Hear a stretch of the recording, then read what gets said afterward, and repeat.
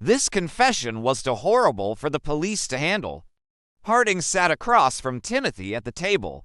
He was going to lay everything out in the open.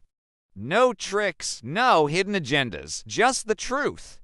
And he was going to get it whether Timothy liked it or not. This had to be done. The people deserved to know what their son was capable of. And maybe, just maybe, Timothy needed to realize what a monster he had become. He took a deep breath. "Timothy, we need to talk about what happened in that cave." The boy looked up from his food and smiled.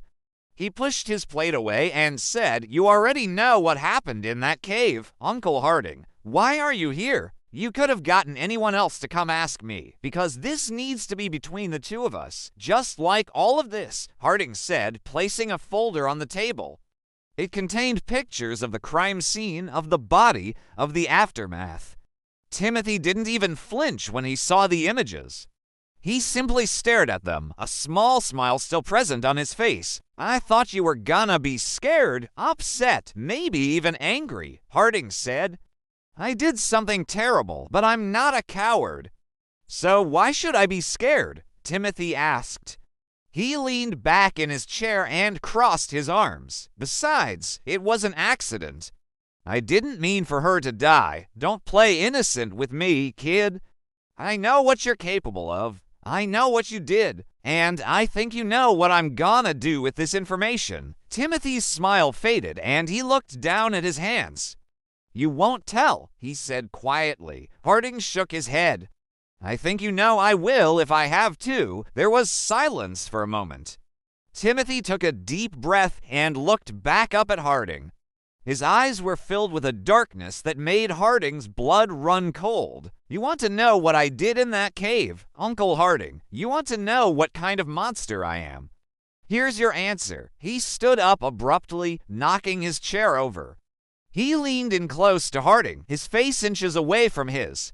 "I was 5 years old when I started killing animals, experimenting on them, seeing how long it would take for them to die. Then I moved on to bigger things, to people. I've killed so many people, Uncle Harding, and none of them deserved it.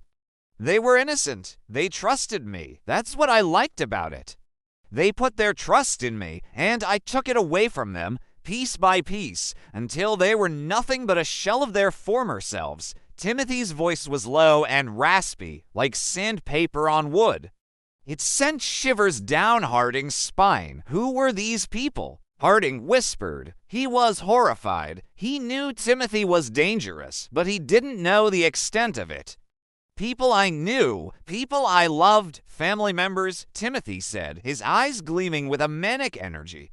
"The ones who trusted me, the ones who I could manipulate, the ones who I could make believe that I was innocent.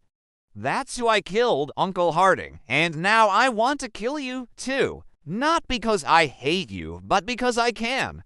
You're family. You love me. You trust me. And I want to see what it feels like to break your trust, to make you suffer the same way that they did." Harding stared back at him, his mind racing.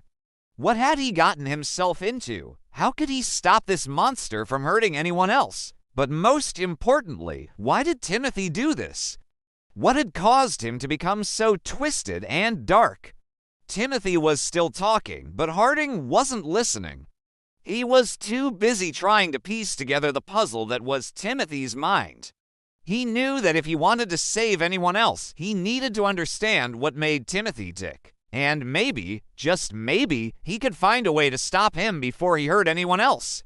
But as Timothy continued to speak, his words echoing in the room, Harding couldn't help but feel like he was already too late.